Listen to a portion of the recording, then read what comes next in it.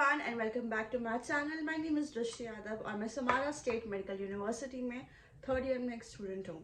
तो आज का वीडियो होने वाला है regarding my honest and unfiltered review about Samara State Medical University, चाहे वो रिगार्डिंग यूनिवर्सिटी हो, चाहे हॉस्टल हो या दूसरी चीज़ें।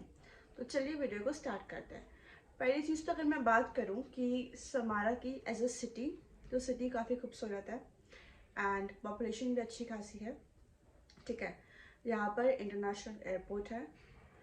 इस सिटी के अंदर अगर हम ट्रांसपोर्ट की बात करें तो ट्रांसपोर्ट के हमारे पास जो सर्विसेज है वो है बस की। अगर आप एक स्टूडेंट है तो आपका स्टूडेंट कार्ड बनता है 19 रूबल्स में आपको ट्रैवल करने को मिलता है बस में। सेकंड है ट्राम। ट्राम का वैसे तो रूट आता नहीं है यूनिवर्सिटी जाने के लिए, लेकिन अगर किसी को कहीं और जाना है तो आप ट्राम्स यूज़ कर सकते हैं। मेट्रो में भी स्टूडेंट कार्ड आपका चलता है 19 रूबल्स में यू कैन ट्रैवल। तो ये तीन है मेन पब्लिक ट्रांसपोर्ट। उसके बाद चौथा है टैक्सी। टैक्सी से आप खुद बुक करके जा सकते हैं। तो ये हो गई ट्रांसपोर्ट की बात करते हैं ठंड की। देखिए, ठंड का ऐसा है ना कि बहुत अनप्रिडिक्टेबल है इन द सेंस कि जैसे कि लास्ट ईयर बहुत कम ठंड पड़ी थी as compare to this year. तो year by year everything keeps on changing.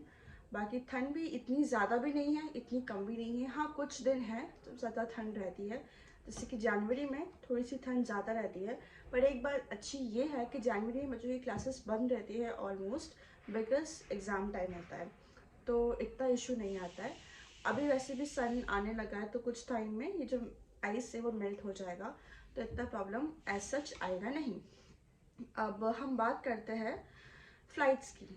देखिए, जैसे कि मैंने आपको बताया कि इस सिटी में इंटरनेशनल एयरपोर्ट्स हैं। अब समारा से इंडिया तक की फ़्लाइट्स चलती है। फॉर एग्ज़ाम्पल, मैं खुद ट्रैवल करा था मैंने लास्ट ईयर एयर अरेबिया से समारा, समारा से शारजा, शारजा से मुंबई। तो Samara to Mumbai flights available है, समारा टू दिल्ली अवेलेबल है, समारा टू हैदराबाद अवेलेबल है और एक और गोवा अवेलेबल है।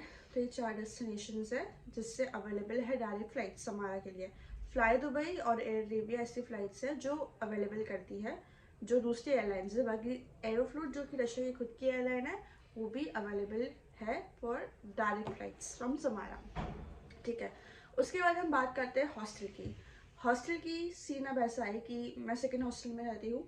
Second hostel is for Indians, third hostel is for Indians, fourth and fifth is also for Indians. अभी रिसेंट में हम लोगों ने मतलब हम लोग क्या जो इंडियन स्टूडेंट्स हैं वो टोटल 4 हॉस्टल्स में रहते हैं, second, third, fourth and fifth, because number of students अब बढ़ रहे हैं रशिया में, समारा में, तो इसीलिए 4 हॉस्टल्स हैं। अब एक चीज़ ये है कि जो 3 हॉस्टल है, सेकेंड हॉस्टल, थर्ड और फोर्थ, वो यूनिवर्सिटी कैंपस में ही है। फिफ्थ हॉस्टल थोड़ा दूर है 1 किलोमीटर, लेकिन इतना भी दूर नहीं है।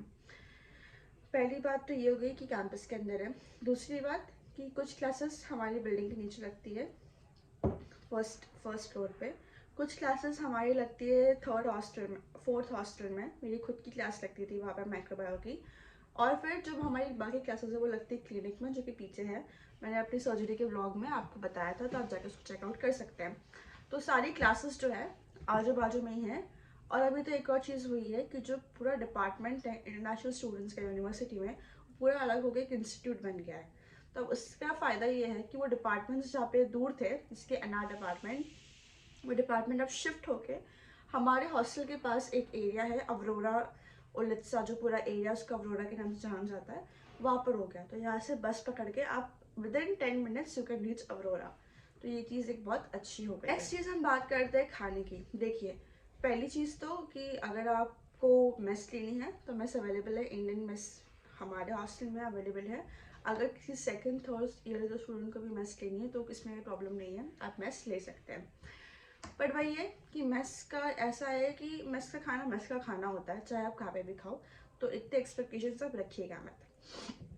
अगर आपको मेस नहीं लेनी है तो आप खुद से खाना बना सकते हैं। मैं खुद से खाना बनाती हूँ, मेस में भी खाती हूँ, दोनों चीज़ करती हूँ, तो मेरे लिए इतना इशू नहीं आता है। अगर आपको खुद से खाना बनाना है, आप जाके आपकी ग्रोसरीज खरीदिए, हर साल आप मसाले लेकर आइए और खुद से खाना बनाइए, कोई प्रॉब्लम आपको आएगी नहीं।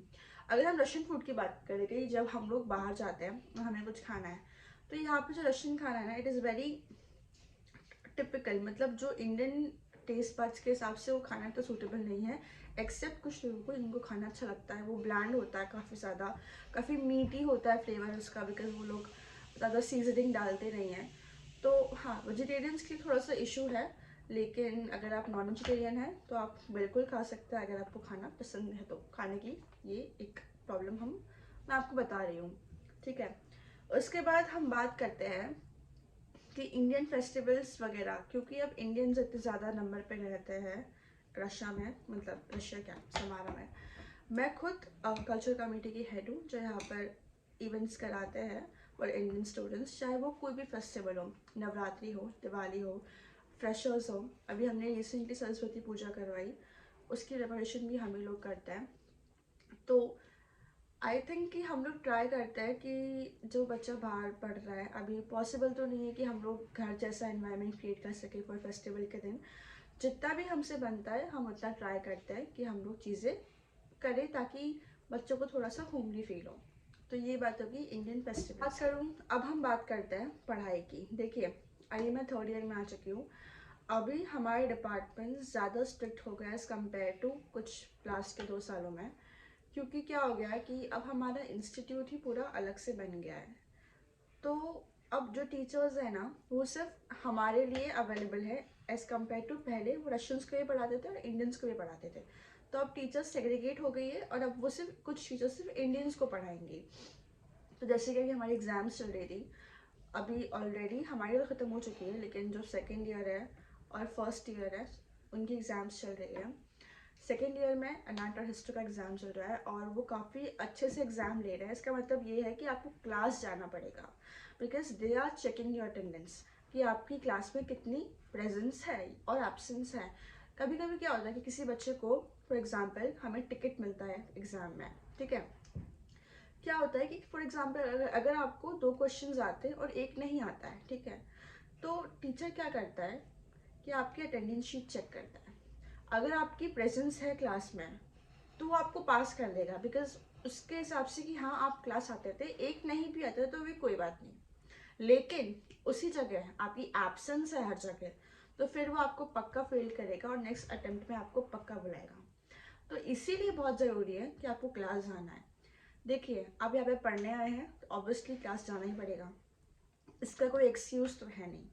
तो मैंने इस चीज़ को लास्ट में इसलिए बोला है क्योंकि क्लास जाना, पढ़ाई करना, इट इज़ वेरी इंपॉर्टेंट। पढ़ाई को लेकर यूनिवर्सिटी काफ़ी स्ट्रिक्ट है।